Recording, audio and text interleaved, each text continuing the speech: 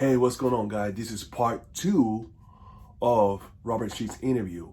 Last week, we had the opportunity to talk about several things, so this is a continuation of that interview. Please don't forget to subscribe to this channel for more videos, and don't forget to hit the like button if you love this video. So, without further ado, here's part two of Robert Cheeke interview. Bienvenidos a Latino y Vegano, un show donde se habla todo lo relacionado sobre el veganismo entre la comunidad latina. latinoyvegano.com. So I have another question for you, which is I see veganism it's a beautiful thing because you have vegan from different elements.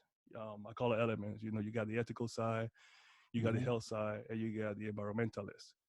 How can we unify all those three and make it a whole instead of having all those folks kind of divided? Yeah. I think it's challenging because people have different perspectives and different preferences and different priorities. Okay. And that's a problem. I mean, as far as unity, because people will have their concerns for the environment, but they have their own food preferences that include animals. And they may invest lots of money or time or resources or energy into preserving the environment, but their own individual actions don't support that because of whatever personal bias of food preferences and taste preferences and culture and background and what they've been eating most of their life and all that. And then there's people who are on the ethical side, and I've been on all of these sides, and I feel like I'm under all of these umbrellas, but people who are on the ethical side, like I was as a young animal rights teenager, and not focus on health and wellness because that wasn't important to me, and it's maybe not important to a lot of activists, their own personal health and well-being. They're there for the animals. Animals were suffering every single day. And to get them to care about their own personal health, they might see as like a step backward from what they're doing to help animals. And then people who are focused on health, many people, I think the statistics show right now that most people come to a plant-based diet for health reasons. Yeah. More than animals, more than animal welfare, animal rights, more than the environment. It's really for health right now because we're in this obesity epidemic, this type 2 diabetes epidemic, this hypertension, heart disease, cancer epidemic. It's a real big problem. And so many people come to plant-based lifestyle, maybe not necessarily in veganism, but come to a plant-based lifestyle for health, but they're not worried about animals they may wear on their feet or in their clothes or, products tested on animals and that kind of thing. And so I think it's a bit of a challenge. Same with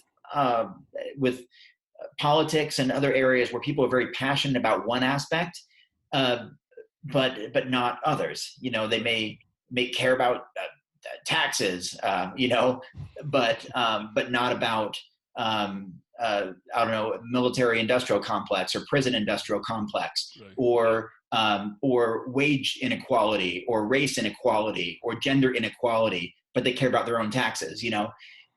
So humans are very complex, and I wish I had an easy solution. And I think the solution is basically going to have to present itself. I've been saying for 15 years that if we don't change course, there's just simply not going to be enough hospital beds for people who are unfortunately going to be sick because of diet-related diseases. Now, of course, here we are at 2020, not because of necessarily diet, but partly we don't have enough hospital beds because even though we have a virus pandemic going on, many of those hospital beds are already filled with people who are suffering from diet-related diseases. And so years that there's going to reach a tipping point where we're going to have to switch diet because we can't sustain the healthcare situation. And it's just getting worse and worse. I'm 40 now. I turned 40 recently. I never heard about diabetes as a young kid. I never heard about a lot of these illnesses and diseases. Certainly cancer rates were not what they are now. Obesity, heart disease is not what it is now. Back then, it just wasn't. 30 years ago growing up. The stats weren't the same. Sure. And so I think we are going to hit that tipping point. We're going to have to change course diet-wise just for our healthcare of society, and maybe perhaps globally, not just here in the US.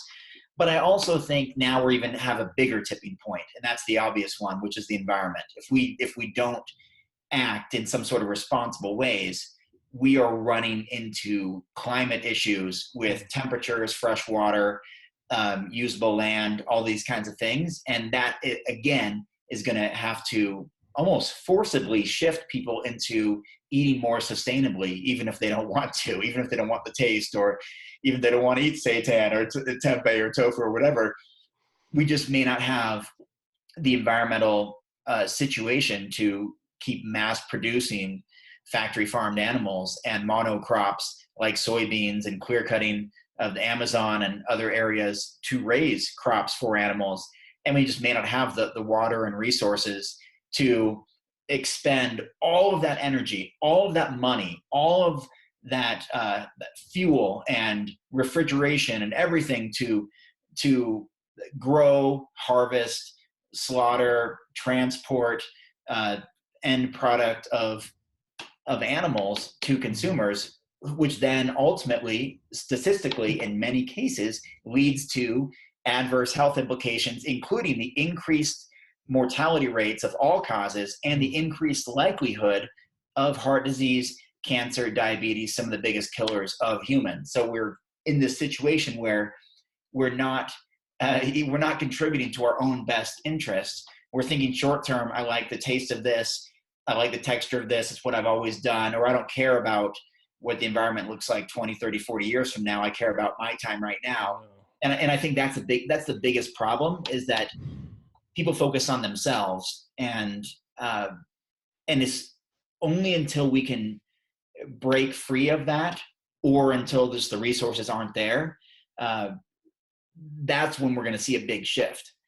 When it's basically an environment where we have to change, just like right now, no one could have predicted, a year ago, that we're just going to all sit at home and talk to each other through camera instead of hanging out and playing basketball or lifting weights together and all that. But the situation presented that.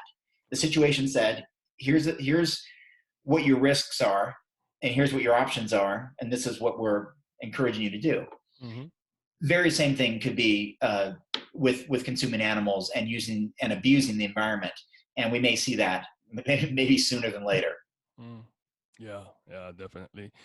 So, by the way, you say you're 40. You look like 30, my brother. There's a beard.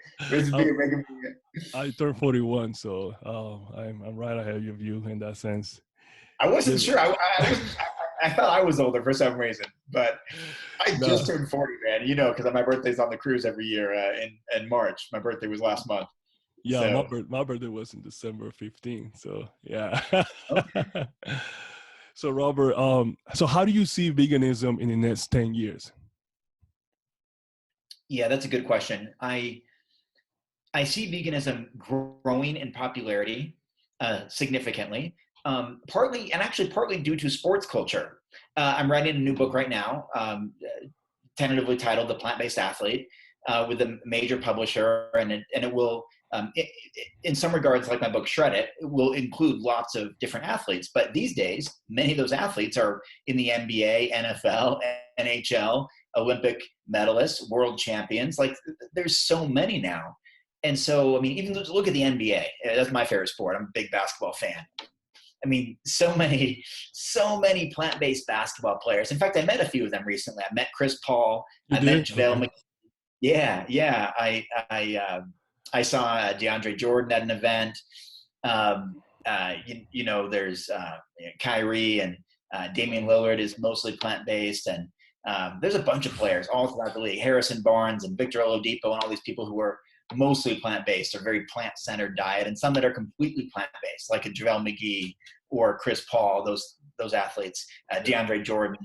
And these are some really all-star players too.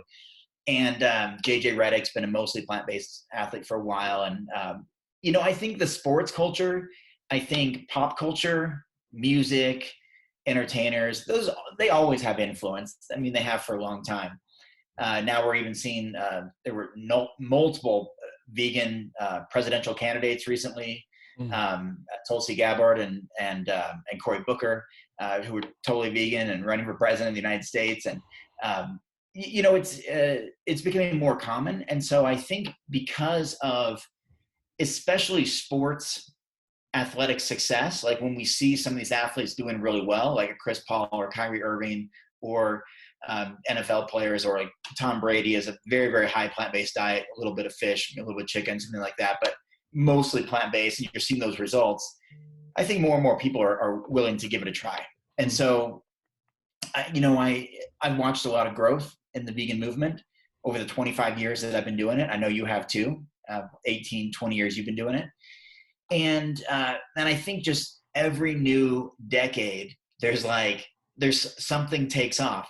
Whether it was first of all, it was like the books and the restaurant scene was growing. And then these vegan festivals popped out of nowhere like 15 years ago, 10 years ago.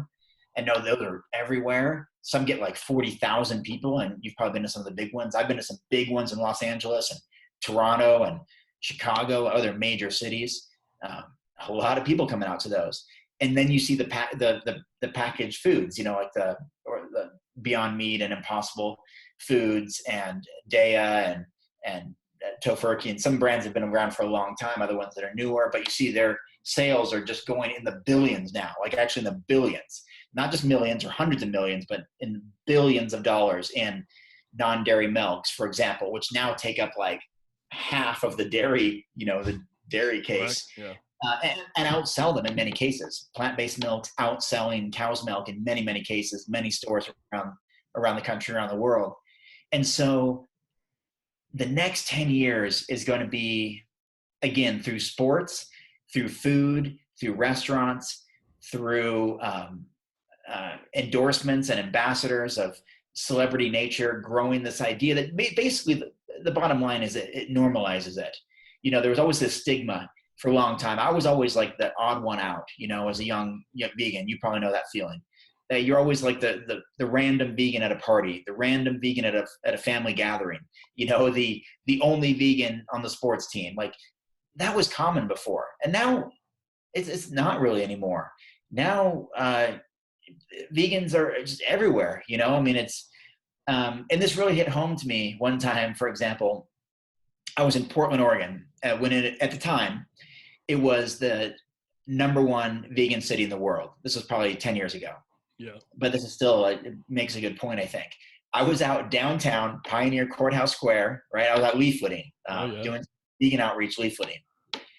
And it was so funny because I'm out there, hey, can I, interest you in some information about veganism or whatever, passing out brochures, and so many people be like, oh, I'm already vegan. Hey, I'm already vegan. Thanks. Oh, I'm already vegan. Like, and that's what I do now. Because I see people still doing like, I don't know, whether it's food demos in stores like Sprouts or Whole Foods Market, or, hey, were you willing to try this? Have you tried this vegan protein or whatever? Like so many things are vegan now, that it reminds me of even 10 years ago. And at the time, the hottest vegan city in the world, where you stand on a street corner in downtown and like trying to like educate people, and they're like, oh no, I'm good. I'm already vegan. Don't worry about it. And so that's what I think it's going to look like in the next 10 years, where you won't just say, well, there's 1 or 2 presidential candidates or 1 or 2 talk show hosts like Ellen DeGeneres or whomever, or a few newscasters, or, there's a couple guys in the NFL or a dozen players in the NBA. You might find a whole team. Like right now, do you know, this is a place you spent some time in. Brooklyn Nets, 1/3 of their team is plant-based. Plant-based. I mean, it's so cool because they got Wilson Chandler, Garrett Temple, Kyrie Irving, and DeAndre Jordan. Yeah. 4 out of actually 13 players. So technically a little less than third, but basically a third of the team are plant-based that we know of. That's amazing. That's a lot, yeah. Yeah, I mean, a third of an entire NBA team plant-based, and they're a playoff team, and they're good, and and that's even without their big stars, Kyrie and KD sitting out. So I think that's what we're going to see in 10 years. You're going to see like an entire NBA team who's plant-based and like win the title. Like the Lakers going to be plant-based and win it all. Yeah. No, you're totally right. I actually agree with you. I mean, and even LeBron James is not a vegan, but he have a plant-based protein shake. He has a plant-based protein shake. So And he's very good friends with Chris Paul, who's vegan, and talks to him about the lifestyle. yeah, So you never you know. never That's the know. thing. You never Yeah, know. and like you say, those guys has tons of followers. Yeah, So and if we can influence. change 1,000 of those followers, man, that's a big change for our movement. Big change. Yeah. Yeah, definitely. Hey, Robert. So tell us a little bit of what's some of your newest project? What you got going on? I know you mentioned that you're writing a new book. Tell me a little bit about it without telling us everything about it. Yeah. So it's actually something I started in 2013, believe it or not. I wrote a proposal. I was doing some self-published books, and I really wanted to have this plant-based athlete book. I even have all my notes and even official 60-page, I think, or maybe 49-page proposal I wrote for the plant-based athlete back then, 7 years ago. And it never took off. Some publishers were very interested in it, but it just never got picked up by a publisher. And I eventually wrote Shred It instead, actually. That's what I wrote instead. It's kind of a long story, but Shred It was designed to be basically a fundraiser project, so I could pay to hire professional writer to help me with this book and all this. And so, I wrote Shred It, and then I wrote Plant-Based Muscle with Vanessa, who you mentioned earlier. And then I wrote an ebook and lots of articles for Forks Over Knives and No Meat Athlete. And I just kept thinking, I really wanted to tell these stories of these famous plant-based athletes, like we've been talking about, NBA stars and Olympic athletes and runners and sprinters and cyclists and all that. And then, of course, I was inspired by the Game Changers as well, who was bringing attention to some of these really elite athletes out there and telling their stories, like Scott Jurek or Patrick Baboumian or Dotsie Bausch and James Wilkes and all of that. And veganism was really on the rise. It has been on the rise for a while. And I was looking for a new project to write about. And so about a year and a half ago, I decided I would embark on this journey with the help of my friend who created Forks Over Knives, Brian Wendell. He really encouraged me to go mainstream. Again, back to that conversation of failure and success. I had only self-published books before, and they've been, some of them were fairly successful, like Shred It, but they were never in bookstores all over America. They were never translated into languages around the world. You couldn't find them unless you went to my website or Amazon. They weren't reaching people in an airport or in a bookstore, Barnes and Noble or Half Price Books, or they weren't on the shelves. And so I thought, what, this is an opportunity to really tell a story. And I'm a better writer now after doing it for 10 years or more. I'm better than I was before. And I'm more connected now with all kinds of plant-based athletes and celebrity athletes or celebrity figures or whatever, who can help put me in touch with different people and tell their stories and all that. And so I decided, I'm gonna work on this. And so it's been a lot of fun. I've been working on it for I guess about a year and a half, but a lot of that was just writing the proposal to get it accepted. It was an 80-page proposal. People who don't write books may not know how that works. You either write a book on your own and self-publish it, or you have to produce a detailed proposal, which is anywhere between 40 and 80 pages long. And it's sample chapters, it's the whole table of contents, it's everything the book's it's how you're gonna market the book, who's gonna endorse the book, what's the concept, how does it compare to other books that are already in existence in the same genre, the same topic, and you have to say how yours is gonna be better and different and all this, and then you have to get accepted, and then you have to then actually deliver and write it. And so that's what I've been doing. I mean, I've written probably, no joke, 150 pages in the last 4 weeks. I mean, I've been on absolute roll. And that's why I tell you, I failed when it comes to working out as much as I would like, because I've been on such a roll writing that I don't even want to stop. It's like when you're in the zone in basketball, when you're just raining 3-pointers and you're just like, give me the ball. Yeah, you need it. I mean, I was doing that at LA Fitness before they closed a while back. I was hitting 5, 6 3-pointers in a row. It's like, man, I'm hot. Just give me that rock, And so that's what I feel like I've been doing with writing. And I really think this book is going to be important. And the whole idea is that it's a how-to plant-based athlete book. It's a how to do it. Here's some role models. Here's some people who've been doing it for a long time, myself included. Here's some famous athletes, men and women, who are doing it from lots of different sports, especially women who I think are underrepresented in the plant-based movement, just like what you're doing. You feel like the Latina, Latin community is underrepresented, so you're doing something about it. Right. And so I'm really excited to feature a lot of women, just like I did with Vanessa, and she's an amazing athlete, and being able to tell her story, right?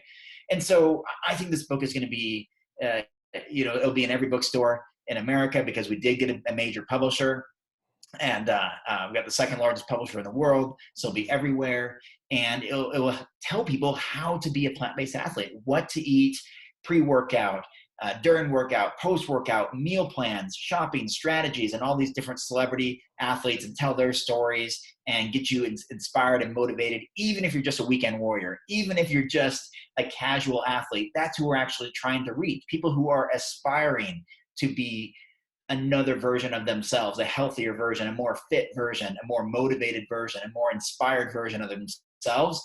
That's what I'm hoping this book brings out.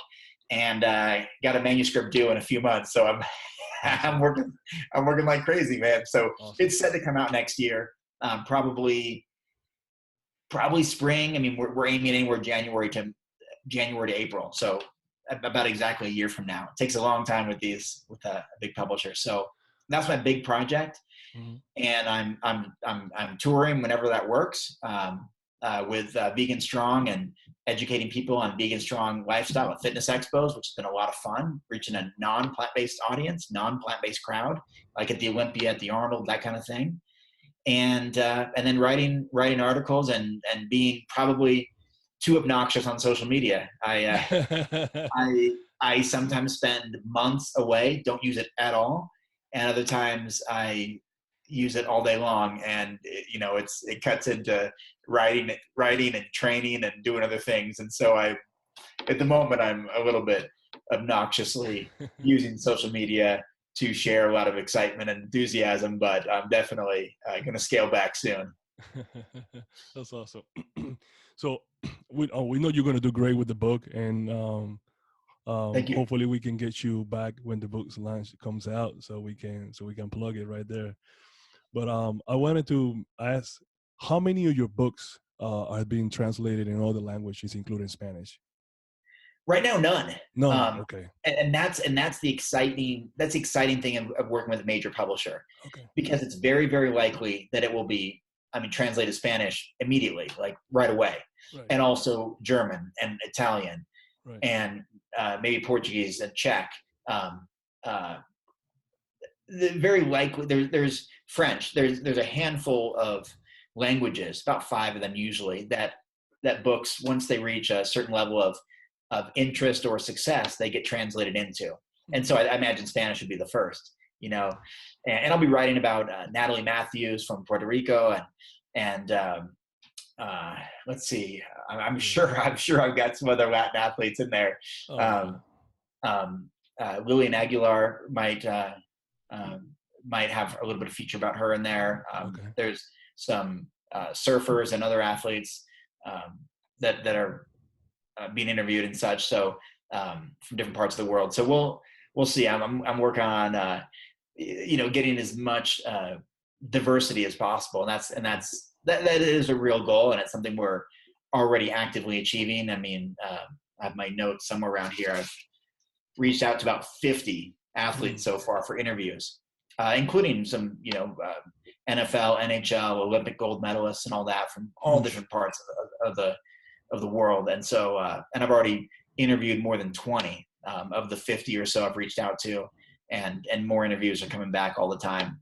So anyway, it's an exciting time, and I think you will see this book in Spanish and other languages, probably even within 6 or 12 months of the initial release. Awesome. Great.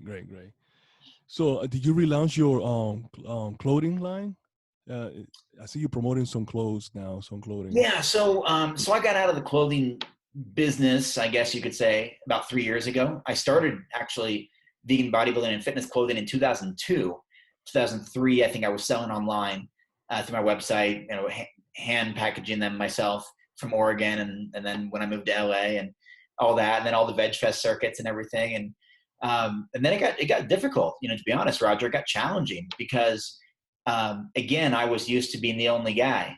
I was the only in those early years, for many years, I was the only person with vegan fitness clothing, and then all the Veg Fest circuit and everything, it became a much more saturated market with lots of vegan apparel, including some fitness apparel.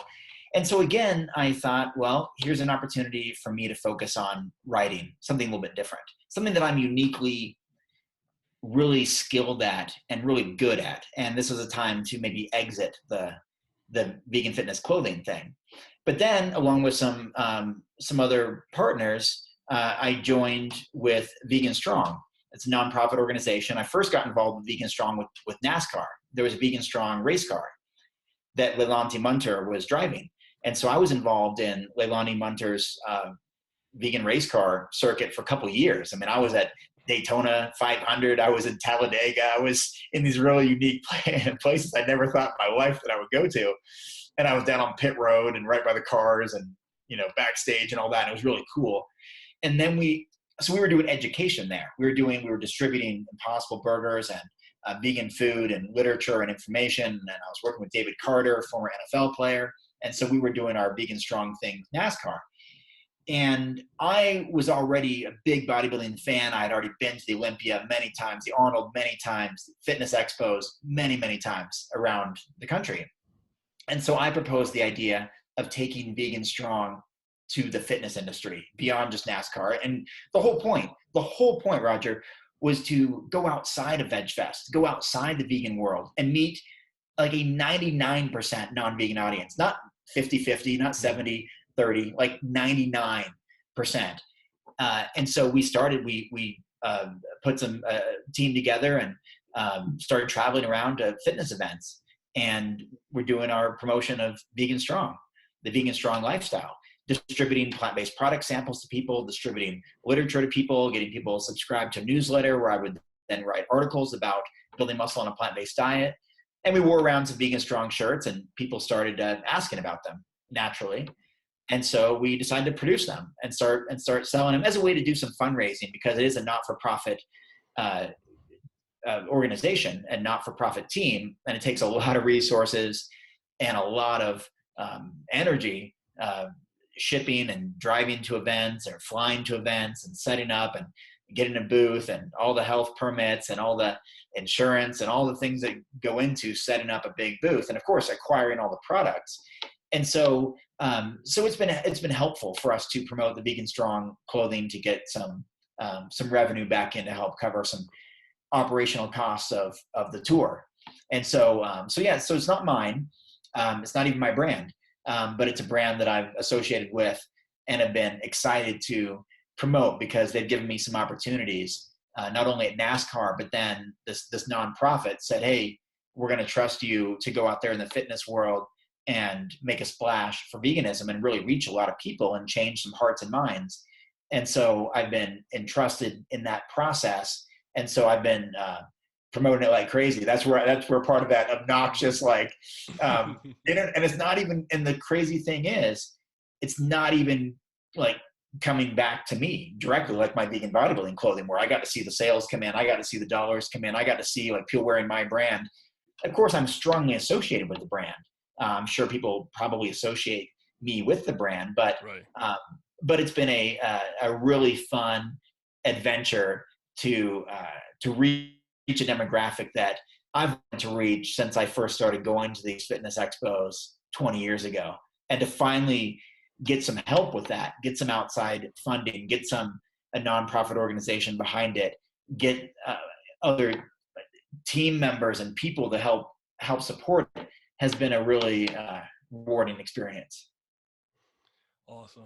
Hey, Robert, it's been great talking to you, my friend. So I think my goal is that once I have the opportunity to speak, either in Central America or South America, I'm gonna bring you along with me, so That'd be awesome. we can both put some a great show for the fans. And let's get you out there with Vegan Strong at some of these events too. I want to see those big biceps out there. We would love to have you. We're always changing it up and new people joining all the time based on where we are and what we're doing. And we'd love to meet up with you and have you out there representing too. Yeah, absolutely. Anything that you need, I'm there for you. So, lastly, you have any last words for all the folks out there? I mean, I think at this time it's great to have some encouragement, and now you're great at that. So, you have any word for the guys out there? Yeah, one of my favorite quotes it's from H. Jackson Brown Jr. from a book called P.S. I Love You. Mm-hmm. And you maybe heard me say this before, but the quote is 20 years from now, you will be more disappointed by the things you didn't do than by the things that you did do. And whether that's 20 years from now, like you said, or 2 years from now, we don't want to be asking what might have been. I had an opportunity to help somebody. I had an opportunity to change my diet and lifestyle. I had an opportunity to reach out and lift someone else up, and I didn't do it. We don't want to be in that position where we're wondering, man, if I could have just done something differently. But wonder if I had the courage to believe in myself. I wonder if I had the courage to start my own brand, start my own podcast, start my own activism, to get out there and show a different side of me. And so that's what I encourage people to do, to take action and make it happen. And whatever you're passionate about, to chase that, chase that and jump in with both feet and follow your heart and make a difference in the world around you. And that's one of the messages I always try to say is, to have a positive impact and make a difference in the world around you. That's what you can control is the environment around you and leave that environment better than you got there. So lifting others up is a huge part of that. And so again, 20 years from now, you'll be more disappointed by the things you didn't do than by the things you did do. So what can you do today for a better tomorrow? That's my message for everybody. Man, that's awesome. That's so great. Thank you, my friend, my brother. Say hi to Karen. Absolutely, will do. To the dogs from me, and I hope to see you soon. And we'll talk later, okay? Thank you, Roger. Let's do some touring together. Let's get back in touch. It's been a long time. I haven't seen you in a while, so absolutely. Good to see you. Thanks for having me on today. Appreciate it. You're welcome. Talk to you later. Bye. All right, you got it.